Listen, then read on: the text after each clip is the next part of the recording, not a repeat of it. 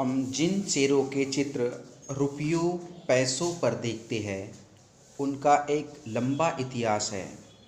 उन्हें पत्थरों को काटकर बनाया गया और फिर उन्हें सारनाथ में एक विशाल स्तंभ पर स्थापित किया गया था। इतिहास के महानतम राजाओं में से एक अशोक के निर्देश पर इसके जैसे कई स्तंभों और पत्थरों पर अभिलेख उत्कीर्ण किए गए।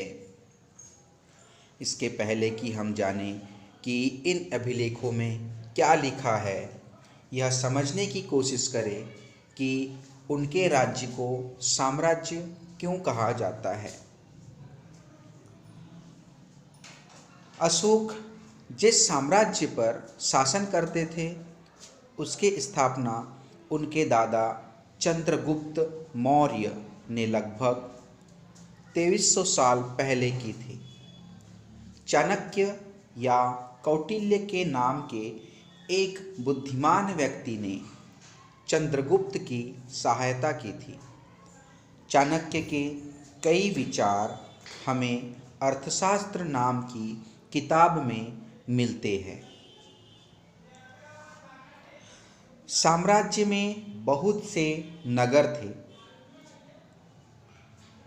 इनमें साम्राज्य की राजधानी पाटलिपुत्र, उज्जैन और तक्षशिला जैसे प्रमुख नगर थे। तक्षशिला उत्तर पश्चिम और मध्य एशिया के लिए आने जाने का मार्ग था। दूसरी तरफ उज्जैन उत्तरी भारत से दक्षिणी भारत जाने वाले रास्ते में पड़ता था। शायद नगरों में व्यापारी, सरकारी अधिकारी और शिल्पकार रहा करते थे। साम्राज्य के बहुत बड़े क्षेत्रों में किसानों और पशुपालकों के गांव बसे हुए थे। मध्य भारत जैसे इलाकों में ज़्यादातर हिस्सा जंगलों से भरा हुआ था।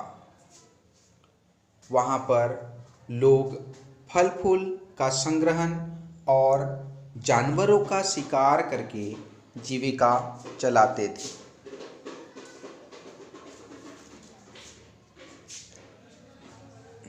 साम्राज्य के अलग अलग इलाकों में लोग भिन्न भिन्न भाषाएं बोलते थे।